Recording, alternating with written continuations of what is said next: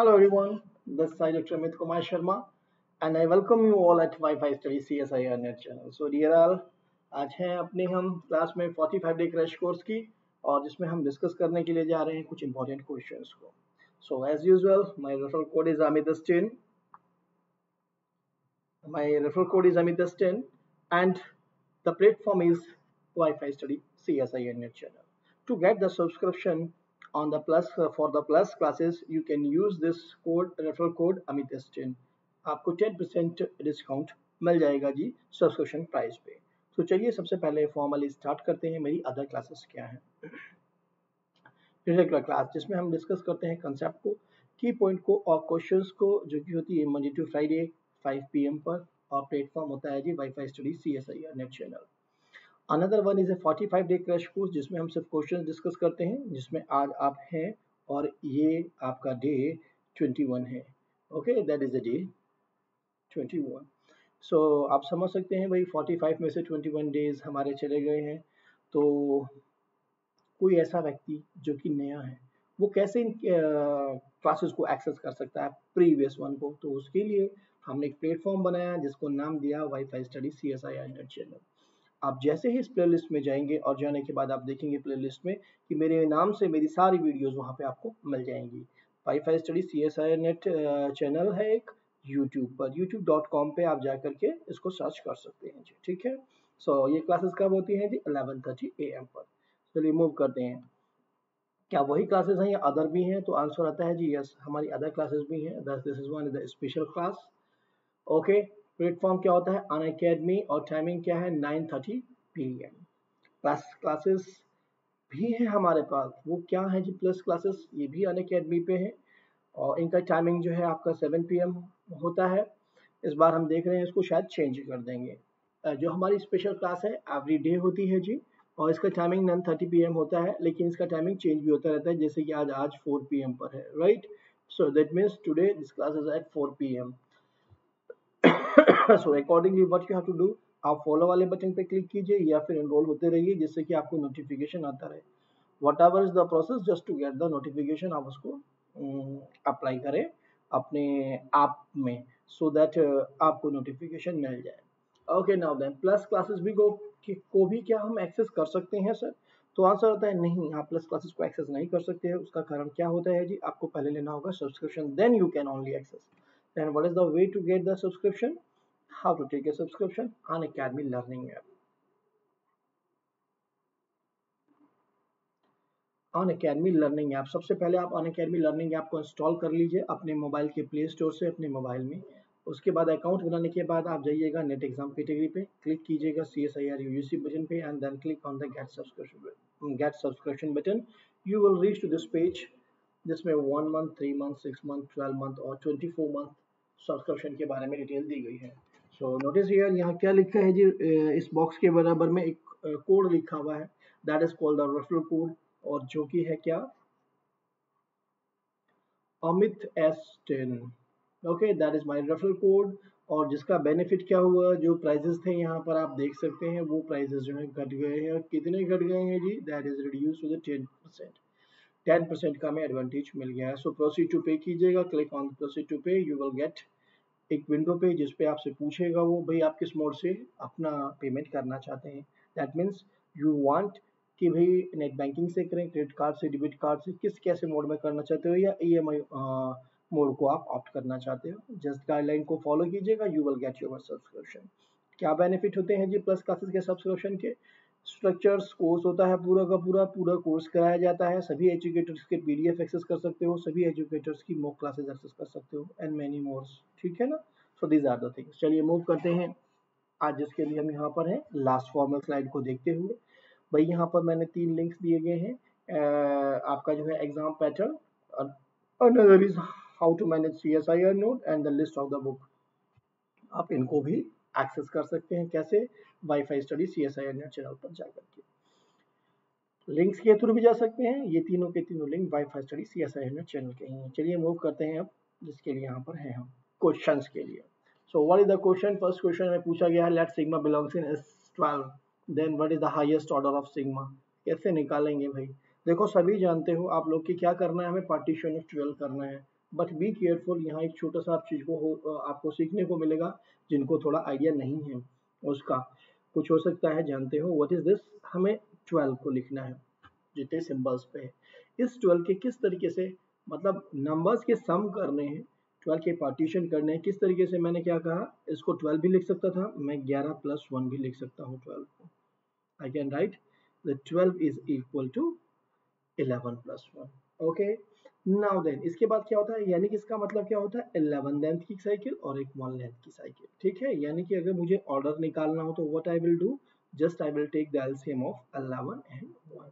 What is that, that is 11, यानी कि 11 order का एलिमेंट इसके अंदर है। In the similar fashion what can I do, 10 plus 2, what can I do next, what I will do that is a 9 plus 3, and then 8 plus 4, 7 plus 5, and then what I will do, 6 plus 6। इसके बाद तो वही repetition हो जाएगा। So these are the possibility in two parts, यानी कि अगर आपने 12 को डिवाइड किया, पार्टीशन किया टू पार्ट्स में, यानी कि आपने 10 लेंथ की साइकिल ले ली और 2 लेंथ की साइकिल ले ली, यानी कि first you have to do, just you have to take the LCM of 10 and 12। Similarly LCM of, इससे कई इंफॉर्मेशन मिलती है हमें। ओके, एक इंफॉर्मेशन मिल रही है हमें कि भाई कितने कितने ऑर्डर का यहाँ पर एलिमेंट है हमारे पास। ओके, जनरली आपके पास जो है, देखेंगे आप अभी एक सेकेंड, 6, तो 7 पंजे 35, आपको क्या लगेगा भाई, हमारे पास एक ऐसा, इनको भी निकाल लीजिएगा, इसको भी निकाल देता हूं मैं। आपके पास कितना आ गया, लिस्ट कॉमन मल्टीपल 9 आ गया हमारे पास।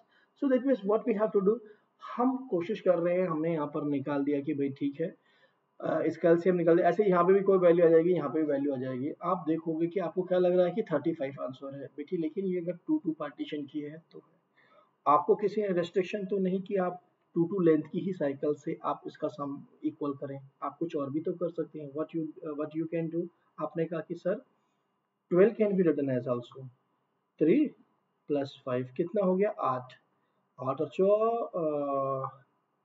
5 और 3 8, और 8 और 4 12, लिख सकते हैं ना, 4 3 7 5 12, राइट। सो यानी कि 3 लेंथ की साइकिल, 5 लेंथ की साइकिल और 4 लेंथ की cycle. Then what happen, LCM, LCM 3 5 4, that is equal to what, 5 या 15 पंचों का 15 चौका 60, 60, right? So what happened, sorry 60 हमारे पास आ गया। अभी तक क्या था, हाईएस्ट हमें दिखाई दे रहा था जी, हमारे पास जो है कितना मिल गया है, 35 मिल गया। But now whenever we are going for the 3 partitions, यानी कि हमने 3 साइकिल्स लिए हैं और हम ऑर्डर निकालने की कोशिश कर रहे हैं, और उसने बात की हाईएस्ट ऑर्डर की, तो उसने आपको कोई कंडीशन नहीं दी है कि आपको 2 के ही पार्टीशन करने हैं। So that means what will be the answer, 60। और भी आप बहुत निकाल सकते हैं, बट आप देखोगे कि यहाँ पर मेरा पर्पस इस क्वेश्चन को सोल्व कराने का ये था कि don't go only for the 2 partition, की 2 ही पार्टीशन में हम उलझ रहे हैं। क्या और छोटा सा हिंट कर देता हूँ, देखो मुझे तो यही मालूम था कि 12 के डिवाइजर कौन कौन से हैं। 1 भी डिवाइड कर प्राइम नंबर्स, ठीक है, 2 भी कर रहा है, 3 भी कर रहा है इसको, राइट। सॉरी, 12 से पहले पहले वाले प्राइम कौन से हैं, मुझे ये ढूंढना है, क्योंकि जब प्राइम का एलसीएम लेते हैं वो मैक्सिमम आता है। सो हमने देखा 2 भी है, 3 भी है, इसके बाद 5 भी है, 7 भी है हमारे पास। ओके ओके, नाउ देन 11 भी है। ये नंबर्स हैं हमारे पास प्राइम नंबर्स, जो कि 12 से पहले पहले आ रहे हैं। अब मैंने यहीं से कोशिश की, इन्हीं में से ही, इन्हीं नंबरों में से आई विल सेलेक्ट। मैंने कहा कि ठीक है, 3 ले लिया प्लस 5 ले लिया मैंने। इसके बाद देखा मैंने कितने नंबर को और ऐड करूं कि I will get the 12। So I just think कि 4 ले लेते हैं, right. So that means what happen, मेरे पास आ गया टोटल 60 का LCM, this is the here. In the similar fashion हमें कोई और भी नंबर मिल सकता है ऐसा जिससे कि हमें मिल जाए। 7 हमने ले लिया, 3 ले लिया हमने, 7 और 3 10 हो गया, हमारे पास कितना आ गया, 2। So what will be the LCM, अगर हम एलसीएम की बात करेंगे 12 तो आ गया ये, लेकिन अगर हम एलसीएम की बात करेंगे तो कितना आएगा, 3 दूनी 6 और 21 दूनी 42, right, 3 2 1। What is this, LCM 7 21 दूनी 42 आ गया, 42। सो दिट मीन्स आपके पास हाईएस्ट यही रहा है, लेकिन एक और प्रोसेस कि निकलेगा यहीं से, एक छोटा सा हिंट है यहाँ पर। बट प्रिकॉशन क्या है, किन्हीं भी 2 नंबर के पार्टीशन में मत जाइएगा। इन जनरल हम ये गलती कर देते हैं। दूसरी चीज, ये एस एन में बात की है, ए एन में होता है तो थोड़ा सा और भी प्रिकॉशन रखनी होती है। जब क्वेश्चन आएगा वहां पर भी डिस्कस कर दूंगा कि किस तरह के नंबर्स लेने होते हैं, रैंडमली चॉइस नहीं रख सकते जैसे कि हमारे पास यहाँ चॉइस थी। चलिए मूव करते हैं नेक्स्ट क्वेश्चन पे। नेक्स्ट क्वेश्चन हमें क्या इन्फॉर्मेशन देता है, ये क्लियर ही हो गया होगा। This answer is the 60। Yes, let phi is a mapping from Z25 to Z30 be a homomorphism, then possible order of kernel of phi is क्या दिया गया है आपको, एक मैपिंग दी गई है जी ग्रुप से जी डैश ग्रुप के ऊपर, ओके, और कह भी दिया गया है कि ये एक होमोमॉर्फिज्म है। सॉरी, मेरा थोड़ा सा हेल्थ ठीक नहीं चल रहा है, that's what it's going on. So let phi is a mapping from G to G dash. हमें ये भी बताया गया है कि कार्नलिटी ऑफ जी क्या है जी, that is a 25 and cardinality of G dash is equal to 30, right ना। This is the information which is given to us. एक होमोमॉर्फिज्म है ये, homomorphism, then order of the kernel of this one. बस छोटा सा एक formula ध्यान रखना है, क्या आपको ये पता होना चाहिए, order of range of phi is equal to order of the group G upon order of the kernel of the function phi, right? That's formula we have to know. पहली थिंग हमें ये पता होनी चाहिए, सेकेंड हमें मालूम होना चाहिए कि जो रेंज है, रेंज ऑफ फाई आपके किसके, ये आपका जो है इसी का ही सब ग्रुप है, दैट इज अ सब group of G dash. This thing we have to know. That is a subgroup of this one. ठीक है ना जी। अगर हमें ये दो इंफॉर्मेशन माइंड में है तो आप इसे निकाल सकते हो। कैसे निकाल सकते हो, चलिए ये भी हम देख लेते हैं। हमने क्या कहा, ऑर्डर ऑफ द रेंज। अगर ये सब ग्रुप है तो इसका इसने क्या इंप्लाइज कर दिया, order of range of phi must divide the order of G dash, है ना। ये तो डेफिनेटली इंप्लाइज कर देगा ना इस बात को, बस इस कंसेप्ट को यूज करना है और इस फॉर्मूले को। हमने क्या कहा, ऑर्डर ऑफ रेंज निकालने की कोशिश कर रहे हैं। Order of the range of the phi is what, order of G is equal to what, that is equal to 25। और क्या निकालना है हमें, order of the kernel, possible order पूछा है बेटा, ठीक है। सो दैट मीन्स क्या क्या पॉसिबल ऑर्डर है। सो कर्नल ऑफ 5 में हमने कहा कि ठीक है, हमने एज्यूम कर लिया कि कर्नल आपका जो है, इस बार हमने मान लिया यहाँ पर कि हमारी कर्नल का जो है ऑर्डर है that is equal to 1, okay, यानी kernel of order of 5 is equal to 1 है, तो ये 1 आ गया। That means order of range क्या आ गया जी आपके पास, order of range of 5 is nothing that is equal to 25। लेकिन हमने क्या कहा भाई, इसका ऑर्डर, इसके ऑर्डर को डिवाइन करना चाहिए जी डैश के, राइट। सो दैट मीन्स इसी का ही ये आपका सब ग्रुप है। So that means 25 must divide 30, जो कि पॉसिबल नहीं है। इसका मतलब this implies that the cardinality या order of the kernel can not be equal to 1। पहली बात तो इसका मतलब ये ऑप्शन तो खत्म हो गया है। The same process we will repeat for the B option. So that means what happened in the similar case, 4B, right? This was a 4A. So 4B के लिए हमने क्या किया, हमने मान लिया कि पॉसिबल ऑर्डर 25 5 है इसका। सो 25 बटे 5 कितना आ गया जी, दैट मीन्स आ गया 5, राइट। इससे क्या मतलब हो गया, ऑर्डर ऑफ रेंज आपके पास क्या आ गया, order of range is equal to simply आ गया 5। सो क्या पता लगा, 5 डिवाइड करता है क्या 30 को, यस इट्स डिवाइड। सो इसका मतलब बिल्कुल ऐसा पॉसिबल है कि ऑर्डर ऑफ कर्नल जो 5 हो वो आपका 5 हो। सो हमने बिल्कुल कहा जी ये ठीक है। In the similar fashion 4C what you will do, exactly आपने रखा 25, after that what you are going to do. So now then हमने मान लिया 25, what is this value, that is equal to 1। This implies order of the range of 5 is what, that is equal to 1। क्या 1 divide करता है 30 को, yes it's divide, इसका मतलब ये भी करेक्ट आंसर है जी। So hope this is clear to all of you. कभी भी कोई भी ऐसा क्वेश्चन पूछा जाए आप इसको इस तरीके से हैंडल कर सकते हैं। बस बेटा मैं एक मिनट जरा चेक कर लूँ everything is going on good here और नॉट। पता लग रहा है कि मैं करता रहूँ और ये आपका जो है वर्क ना कर रहा हो। Is it working, that's working, but there is no problem now. चलिए, now next question is that the number of ideals of the ring, हमें पूछा गया क्या है, number of ideals of the ring Z2X upon, पे क्या दिया गया है, सबसे पहले तो आप ये जरूर देखें what that is given, Z2X एक पॉलिनॉमियल रिंग दिया गया है, ठीक है, जिसकी कैरेक्टरिस्टिक तो 2 है लेकिन ये इनफाइनाइट रिंग है। ओके, नाउ देन इसके नीचे एक आइडियल भी दिया है, हमें क्या देखना है, x+1 सो हमें पूछा गया है द नंबर ऑफ आइडियल्स। भाई हम तभी बता सकते हैं जब तक हम इस स्ट्रक्चर को ये देख लें कि ये स्ट्रक्चर किसके आइसोमॉर्फिक जा रही है, ठीक है ना। So what we have to do, सबसे पहले हमें इसको यही चेक करना है कि किसके आइसोमॉर्फिक जा रही है।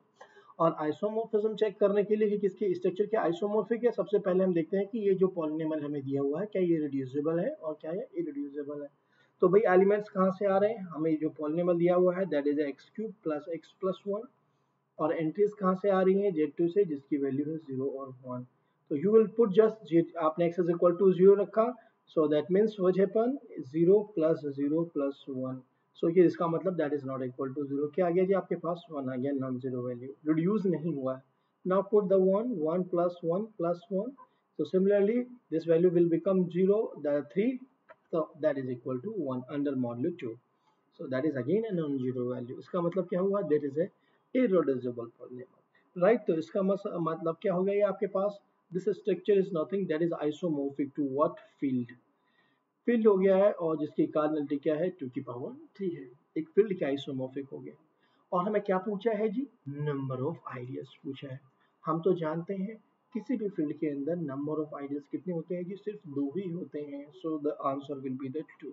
हमें सबसे पहले सिर्फ ये चेक करना है कि किसके आइसोमॉर्फिक जा रहा है, जिस स्ट्रक्चर के आइसोमॉर्फिक जाएगा उस स्ट्रक्चर में आप देखोगे कि कितने आइडियल्स हैं, तभी आप बता पाओगे जी।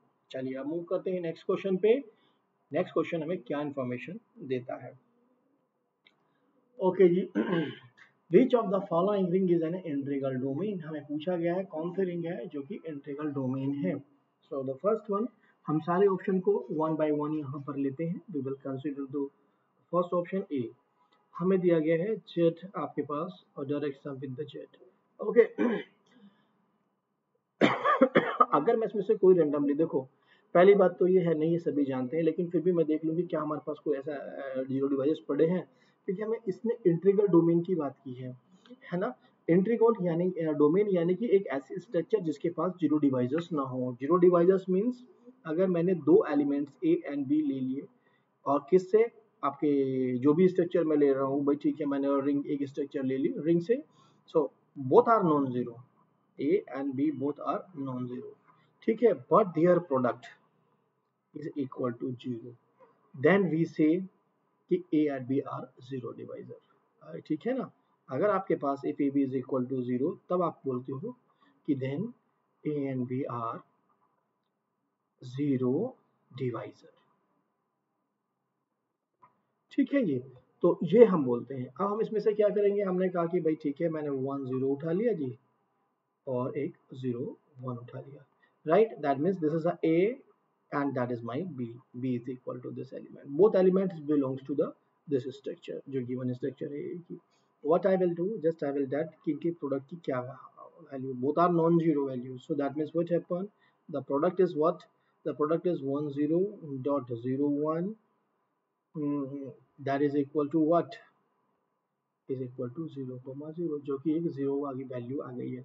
तो इसका मतलब क्या हुआ, it's contain the zero divisor, is इसका मतलब that is not the integral domain, implies not integral domain. तो पहला तो ऑप्शन खत्म कर दीजिए जी।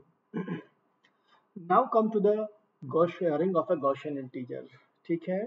सो व्हाट इज दैट स्ट्रक्चर, अगर हम बी पार्ट की तरफ अप्रोच करते हैं तो मैंने आप लोगों को फॉर्मूला बताया था कि कभी भी जेड एन आई है मेरे पास, right, and this structure is, कब ये इंटीग्रल डोमेन बन जाती नहीं रहती है और कब ये फील्ड बन जाती है। दो फॉर्मूले थे, मैं रिपीट कर रहा हूँ, what was that, this is, हमने कहा था this is a ED, Euclidean domain, right, what Euclidean domain, कब, if n is congruent to 3 mod 4, ये आपको स्ट्रक्चर दी थी। और दूसरा कहा गया था नॉट इंटीग्रल डोमेन, यहाँ इक्विलिडियन डोमेन है और यहाँ इंटीग्रल डोमेन है। कब? If either n is congruent to 1 mod 4 and n is congruent to 2 mod 4। सो दोनों में से कोई भी बात हो तब। सो दैट मीन्स हमें क्या स्ट्रक्चर मिल गई यहाँ से, इससे क्या मिला हमें, n की वैल्यू क्या है और 3 congruent to 3 होगा mod 4 के अंदर। That means this is the because this implies that is a Euclidean domain. और इक्विलाइडियल डोमेन हो, यूनिक फैक्टराइजेशन डोमेन हो, प्रिंसिपल आइडियल डोमेन हो, यानी कि ईडी पीआईडी यूएफडी में से कोई भी हो, सभी के सभी सबसे पहले इंटीग्रल डोमेन होते हैं। तो ऑटोमेटिकली क्या हो गया जी, this structure is the integral domain. Now come to the next one. What happened? Q root 2, this is a nothing, that is a field extension। और field को हम क्या जानते हैं भाई, field extension, पहले तो फील्ड ही हमारे इंटीग्रल डोमेन होते हैं, उसके ऊपर उसी के एक्सटेंशन में जी कोई दिक्कत नहीं। This is also the correct answer, this is also the integral domain. Now come to the next question, Z2i। अब Z2i by this formula again, that is congruent to 2 mod 2, so that is not the integral domain। सो इसका मतलब क्या हो गया, not integral domain था ये, सो that is not the integral. However अगर आप चाहें तो 1 प्लस आई और 1 माइनस आई दो एलिमेंट ले सकते हैं, both are non zero. This is your a element, that is your b, but their product is equal to 0। You can see that will be the 0, ठीक है ना। सो आप ऐसे भी देख सकते हैं, but the best way if we have the formula, बिल्कुल कोई दिक्कत नहीं आती है। तो चलिए आप लोग आई होप समझ गए होंगे इस क्वेश्चन को और इजली हैंडल कर पाएंगे अपने एग्जाम में। अब हम मूव करते हैं नेक्स्ट क्वेश्चन पे। नेक्स्ट क्वेश्चन हमें क्या इंफॉर्मेशन देता है जी, yes, the value of this limit. बहुत ही सिंपल सा क्वेश्चन है, क्या पूछा गया है आपसे, लिमिट की value, limit n tends to infinite 1 by n, क्या वैल्यू दी गई है, 1 प्लस 2 की पावर 1 बाई 2 प्लस 3 की पावर। आई थिंक कुछ याद आना शुरू हो गया होगा आपको। ओके, जब भी क्वेश्चन लिमिट का है, लिमिट के बारे में बात की गई है, तो हमें जरूर सोचना चाहिए कि भाई एक बार हम फर्स्ट थ्योरम ऑन लिमिट यानी कि Cauchy first theorem on limit की जरूर सोचें। क्या कहती है वो, रिजल्ट क्या है हमारे पास, we have the result first theorem on limit और Cauchy first theorem on limit. What that says, if आपके पास limit n tends to infinite an is equal to L, then a limit n tends to infinite a1 plus a2 plus a3 dot dot dot plus an upon n is also equal to L, यानी कि दोनों value same होंगी। और ये an कहाँ से मिला हमें, लास्ट। अब आप अपने वाले क्वेश्चन को देखिए, आपके केस में क्या दिया हुआ है इसने, that's giving a this thing, आपको भाई क्या दिया हुआ है, दिस स्ट्रक्चर दी हुई है, इसने क्या दी हुई है, limit n tends to infinite 1 plus 2 की पावर 1 बाई 2 प्लस 3 की power 1 by 3 plus dot dot dot simply plus n की पावर 1 बाई n। बिल्कुल सेम फॉर्म है, ये वाली फॉर्म ही दी हुई है यहाँ पर। सो दैट मीन्स आपको क्या निकालना होगा, इसकी वैल्यू निकालनी है तो आपको इसकी वैल्यू निकाल लेनी होगी, यानी कि बाय द रूल आपको क्या निकालना होगा, here an is equal to n की power 1 by n, and when you are going to take limit n tends to infinite an, that is nothing, that is equal to 1. So what happen if it is equal to n, so by the Cauchy first theorem on a limit this value will become 1. So answer क्या आ गया जी, the first is the correct answer, we are getting the first answer. Hope it is also clear to all of you. ये question सिर्फ recall कराने का यहाँ purpose ये है कि आप तो एक इसके लिमिट को जान लें और दूसरा आप ये जान लें कि जब भी कोई क्वेश्चन आता है हमारा तो हम जरूर एक बार जरूर सोचें, लिमिट का क्वेश्चन है, इनडिटरमिनेट फॉर्म तो नहीं बन रही है, Cauchy first theorem on limit तो नहीं लग रही है, then we have to be think in other way. चलिए मूव करते हैं नेक्स्ट क्वेश्चन पे।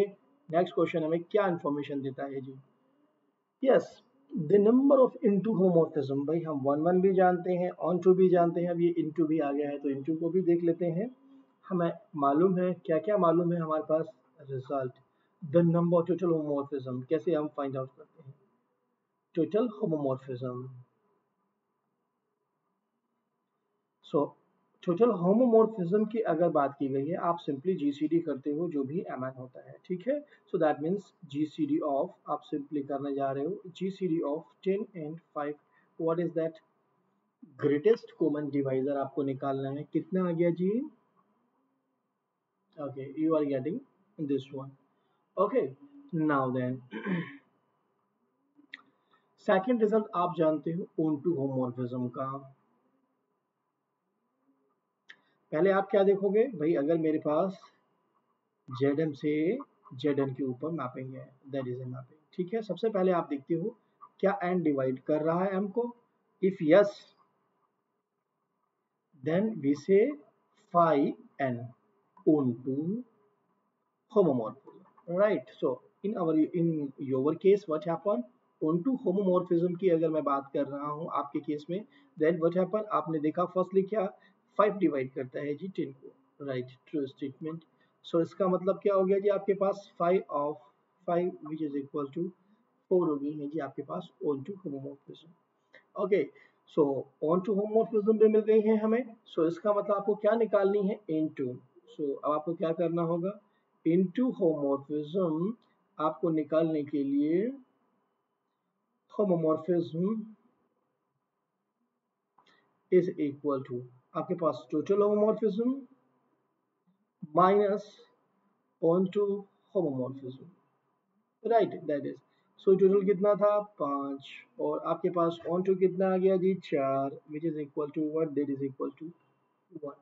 So the 1 is the correct answer in this case, right ना जी? So 1 का भी पता लग गया है जी हमें, into का भी पता लग गया है, on to का भी पता लग गया है। खैर चलिए हम मूव करते हैं नेक्स्ट हमें क्या इन्फॉर्मेशन मिलती है। Yes, the number of automorphism of Z100। सो एक लाइन का क्वेश्चन है जी, जल्दी से टेक्स्ट बॉक्स में लिख दीजिए कि कितना आने वाला है, ठीक है। मैं थोड़ा सा पानी पी लूँ। ये कहना जरूरी हो गया है due to my health issue, maximum water needed है भाई। आप लोग भी सब अपनी हेल्थ का ध्यान रखना बेटा। ऑटोमॉर्फिज्म अगर हमें निकालनी है, क्या करना है, साइक्लिक ग्रुप पड़ा हुआ है ना, that is nothing just 5 of आपके पास इन Zn लिख लीजिएगा, इन Zn the number of automorphism nothing just है Z ऑफ n निकालना है। सो आपके केस में here what is the value of n is equal to 100, so this implies 5 of 100, okay, which is nothing, that is equal to the 40, okay ना जी। तो 40 आ गया है, आप 40 अपना आंसर लगा दीजिएगा, that is the correct answer.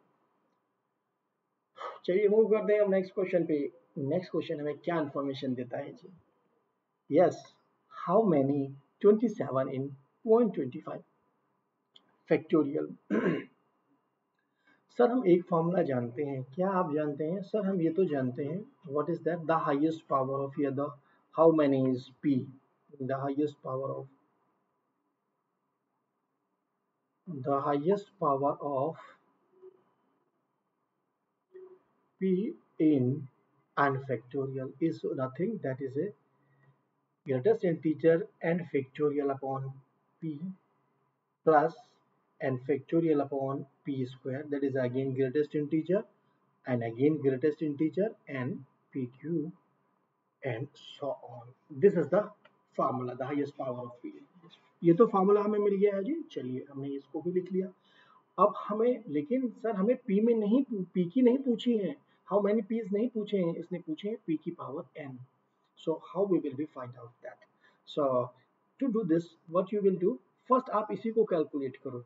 आपके पास क्या दिया हुआ है यहाँ पर, हेयर 27 is equal to 3 की पावर 3, 3 3 हो गया 27। So that means what is this, this is equal to p की पावर 3, है ना।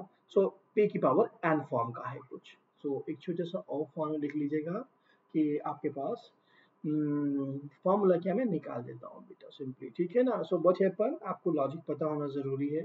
सो आप सबसे पहले निकालिए कि हाईएस्ट आपकी पीक कितनी है इसके अंदर। तो 27 दिया हुआ है, 125 दिया हुआ है आपको, एन फैक्टोरियल की वैल्यू 125 अपॉन 3 मैं निकाल रहा हूँ सबसे पहले द हाईएस्ट पावर ऑफ 3 इन 125.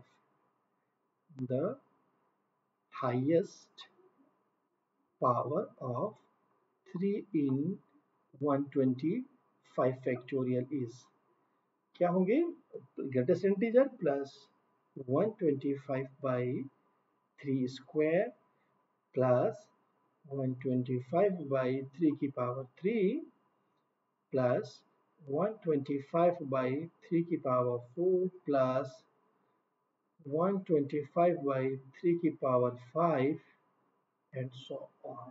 ठीक है, दिस इज द फॉर्मूला. भाई जब तक टर्मिनेट नहीं होता जिस पे हो जाएगा वो आगे की सब वैल्यू 0. सो हमने इसको डिवाइड किया, क्या मिला हमें 3 चौका 12 और हमने 3 एकम 3 41 मिल गया. देन वापस डिवाइड किया इसे 3 से, तो हमें कितना मिला 3 एकम 3. ओके, और दूसरा एक बचा तो 3 3 9 3 3 9 राइट. 12 नहीं 4 बार नहीं चलेगा, 3 टाइम्स 13 मिल गया. After that what you are getting 3 चौका 12. ओके, फिर एक बार और चल रहा 1 और जिससे क्या मिली वैल्यू 0. तो respectively values you are getting here and on सोन आपके पास 0 0 ही मिलने वाला है एंड सोन अगर आप लोग करेंगे. So what is the sum, first you find out this value. कितना मिला 4 और एक 5 5 5 और 3 7 4 एक 5 5 और 3 8 8 और एक 9 9 और 4 एक 5 59 आ गया है जी हमारे पास. Right. So that is a thing कि टोटल सम मिल गया हमें 59.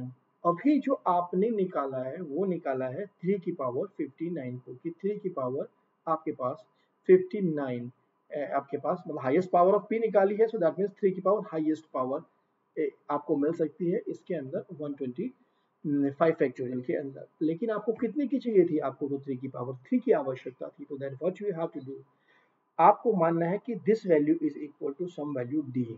ये मैंने माना कि that is equal to d से. ओके, सो अब आपने d मान लिया है. अब जो भी पावर आपके पास यहाँ आई थी आपने माना कि that is nothing, that is a k number. कोई मेरे पास k था, दैट इज अ p की power k.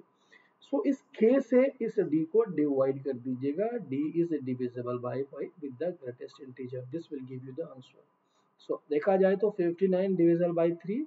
So what exactly you are getting कितना मिला जी हमें 3 एकम 3 और 3 नम 27. So this is the 19. So that means 27 की पावर आपको मिल गया जी यहाँ पर 19. आपको हाउ मैनी, यानी कि this one how many 27 in 125 means 27 की पावर 19 आर इन 125 फैक्टोरियल्स में. ओके, सो दिस इज यानी कि this number is the correct answer. है answer? Yes, this is the here. Now what you have to do, थोड़ा सा और दोबारा समझने की कोशिश कीजिए. अगर थोड़ा सा भी कंफ्यूजन आया है, सबसे पहले ऐसे ही हाईएस्ट पावर निकाली आपने हाईएस्ट पावर को फाइंड आउट किया. जैसे ही मुझे हाईएस्ट पावर मिल गई, हमने कहा कि डी की वैल्यू हमारे जो भी वैल्यू आए उसको मान लीजिए डी, और यहाँ इसको देखिएगा प्राइम की पावर कितना आ रहा है.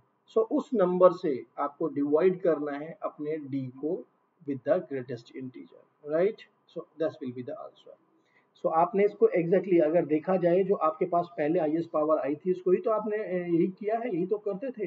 क्या किया आपने 3 की पावर, आपको 27 चाहिए था ना, तो क्या करोगे आप 3 की पावर 3 देन 3 की पावर 3. अब यहाँ क्या लिखूं मैं, इसे डिवाइड करके ही तो लिखता हूँ ना, तो मैं लिखा 19. राइट. जो रिमाइंडर टर्म होते हैं अगर मुझे पूरा लिखना हो तो जो रिमाइंडर होंगे उन्हें भी लिखते हैं, लेकिन हमने इसीलिए यहाँ पर ग्रेटेस्ट इंटीजर का यूज किया बिकॉज हमें इसकी पावर देखनी कितनी इसके अंदर है. So that's the reason. So this is nothing. That is a 27 की power 90. Okay जी. So चलिए. Hope this question is clear to you now. चलिए मूव करते हैं नेक्स्ट क्वेश्चन पे. नेक्स्ट क्वेश्चन हमें क्या इन्फॉर्मेशन देता है. But before going to the question, सबसे पहले मुझे चेक करना होगा कि सब कुछ वर्क कर रहा है प्रॉपरली या नहीं कर रहा है जी. क्या ये सॉफ्टवेयर हमारा वर्क कर रहा है? Yes, it's work, that is working. तो चलिए मूव करते हैं नेक्स्ट क्वेश्चन पे. नेक्स्ट क्वेश्चन हमें क्या इन्फॉर्मेशन देता है जी. Find the remainder when 214 to the power 19 is divided by 3. मुझे बहुत ही आसान सा क्वेश्चन दे दिया गया है. वो क्वेश्चन में पूछा गया है, मैंने कल भी एक इस तरीके का क्वेश्चन दिया था जिसमें आपसे में नंबर थ्योरी का रिजल्ट यूज हुआ था. क्या कहा है इसने कहा जी 2 1 14 की पावर 99 है और देखना है आपको कि क्या रिमाइंडर बचेगा यहाँ, what will be the zero. ऐसे ऐसा लग रहा है जैसे कि जीरो लिख दिया हो, नहीं बेटा ये जीरो नहीं है। ये पूछ रहा है आपसे कि क्या वैल्यू आएगी। We can say what will be this value, okay, when you will divide this number by 3। तो हमने कल भी कहा था जो भी नंबर है इसको सबसे पहले से डिवाइड करो। अगर इससे बड़ा नंबर है तो सर बड़ा डिवाइड किया तो क्या व्हाट यू आर गेटिंग, 3 से डिवाइड किया, 3 सत्ते 21, ओके। उसके बाद क्या बचा, 3 इक्का 3, ओके। तो यहाँ पर इसको डिवाइड करने के बाद आपके पास रिमाइंडर क्या बचा, 1। सो दैट मीन्स 1 की पावर 99। क्या आंसर आया, 1 की पावर 99 करने पर this will is 1। So the correct option is, बिल्कुल भी नहीं सोचना है, ठीक है ना। सो दैट इज अ थिंग। सबसे पहले मुझे रिमाइंडर फाइंड आउट करना है, यानी कि जो इसको 3 से डिवाइड करोगे जो रिमाइंडर बचेगा उसी की पावर है। ये नंबर हमने देखा तो 1 ही आ गया है जी, 1 आ गया है तो 1 की पावर 99 करो, चाहे 1 लाख करो, अन्य तो 1 ही है। तो आंसर इज दिस वन। चलिए मूव करते हैं नेक्स्ट क्वेश्चन पे। नेक्स्ट क्वेश्चन हमें क्या इन्फॉर्मेशन देता है। ऐसा क्वेश्चन आपके फर्स्ट पेपर में आ जाता है जी, ठीक है ना, फर्स्ट सेक्शन में आ सकता है। Yes, let f is a function from R to R positive such that, देखो ऐसा क्वेश्चन मॉडुलस का कई बार हम देख चुके हैं, ये इंपॉर्टेंट क्वेश्चन है इसलिए बार बार डिस्कस किए जाते हैं। ऐसा क्वेश्चन क्या दिया गया है, फंक्शन की बात है तो हमें सबसे पहले देखना है कि what is the domain and what is the codomain, okay जी, okay. Set of real number से दिया हुआ है। देन क्या फंक्शन डिफरेंशिएबल है या नहीं है, किस तरीके से डिफाइन किया गया है फंक्शन को, जरूर देखें फंक्शन कैसा है, क्योंकि कंटिन्यूटी डिफरेंशिएबिलिटी ये डोमेन पे भी डिपेंड करती हैं, साथ साथ आपके फंक्शन पे भी डिपेंड करती हैं। तो ये फंक्शन नहीं, ये दो दो फंक्शन है, ये कंपोजिशन ऑफ द फंक्शन है। कैसे, एक फंक्शन तो है हमारे पास sin x और उसके साथ साथ लगाया गया है mod x, यानी कि एक फंक्शन mod हो गया, this is the mod function, ठीक है, मॉडुलस फंक्शन, और इनसाइड क्या हो गया, ट्रिग्नोमेट्री फंक्शन, ठीक है जी। तो दोनों फंक्शन है। हम एक ही लॉजिक जानते थे, व्हाट इज दैट, भाई अगर मेरे पास कोई फंक्शन है एफ, या सिंपली कहूँ y is equal to mod x. So इसका ग्राफ जब हम ड्रॉ करते हैं हम देखते हैं कि 0 पर हमें शार्पनेस मिलती है, यानी कि यहाँ पर यूनिक टेंजेंट नहीं होती है। एक आपके पास जो है 45 डिग्री आ रही है, 135 डिग्री आ रही है, we don't have a unique tangent, that means this function is not differentiable at 0। 0 पे फंक्शन डिफरेंशिएबल नहीं होता। कौन सा फंक्शन, मॉड्यूलस फंक्शन। सो अब मुझे ये देखना है कि जो फंक्शन था इनसाइड वाला, यानी कि ये ट्रिग्नोमेट्री फंक्शन, कौन कौन सी वैल्यूज है जिस पे ये 0 हो जाएगा। इसकी कंटिन्यूटी में कोई प्रॉब्लम नहीं थी, this function is a continuous everywhere. जैसे इसने कहा F is a continuous in R, बिल्कुल कंटिन्यूअस है जी, जिस पे ये इनसाइड वाला फंक्शन कंटिन्यूअस, आर पे कंटिन्यूअस है, मॉडुलस भी हमेशा कंटिन्यूअस होता है, this function is continuous over R, कोई दिक्कत नहीं। बात आती है डिफरेंशिएबिलिटी की, तो डिफरेंशिएबिलिटी के लिए मुझे ये सिर्फ देखना है यहाँ पर कि भाई किन वैल्यूज के लिए मेरा sin x 0 होता है। तो हम देख लेते हैं इसको, sin of x is equal to 0 for which values, x is equal to n pi। so what happen, n belongs in the set of integers, so कोई भी हो यानी कि 0 भी होगा 1 भी होगा, यानी कि पाई माइनस पाई सब वैल्यूज आ गई, 0 सब ईच एंड एवरीथिंग। तो इसने क्या कहा, इन वैल्यूज पे फंक्शन मेरा डिफरेंशिएबल नहीं होगा। सो that means when f is not differentiable at 0, बिल्कुल करेक्ट स्टेटमेंट आ गया जी। 0 रखते ही क्या बन जाएगा function, this function will become the mod of 0। यहाँ पर भी आपने नोटिस किया था ना, तो इसको रेफरेंस मानते हुए बेटे, मेरा पर्पस यहाँ पर ये रेफरेंस देने का क्योंकि आप इसके स्ट्रक्चर को बना पाते थे, दैट इज द रीजन। जरूरी नहीं कि हर एक ग्राफ को हम याद रख सकें और उसको ड्रॉ कर सके, दैट्स द ओनली पर्पस। सो जिस वैल्यूज पे इनसाइड वाला फंक्शन आपका 0 हो जाएगा उस पे मॉडुलस आपका डिफरेंशिएबल नहीं होगा, right. So these are the point at which this is not differentiable. Okay, so that means ये क्या हो गया हमारे पास, 0 भी है इसमें, f is not differentiable at pi, बिल्कुल भी नहीं है differentiable at pi पर। ओके ना, ये कहना पहले वाला तो ऑटोमेटिकली गलत हो गई जी बात। Hope this is clear to all of you, और ऐसा क्वेश्चन आपसे गलत नहीं होगा बेटे एग्जाम में। चलिए मूव करते हैं नेक्स्ट क्वेश्चन पे। नेक्स्ट क्वेश्चन हमें क्या इंफॉर्मेशन देता है, ओ नेक्स्ट क्वेश्चन नहीं है जी हमारे पास, इतने ही क्वेश्चंस थे आज, ठीक है। सो आप थे 45 डे क्रैश कोर्स में, देखते रहिएगा वीडियो को, लाइक कीजिए, शेयर कीजिए वीडियो को, और सब्सक्राइब कीजिए वाईफाई स्टडी CSIR चैनल को, और जो स्पेशल क्लास हैं उनको भी आप वॉच कीजिए, that is also the beneficial. Around 40 question हम वहाँ पर लेके आते हैं आप लोगों के लिए every day, so you can just take the advantage of those classes. Thanks for watching the video.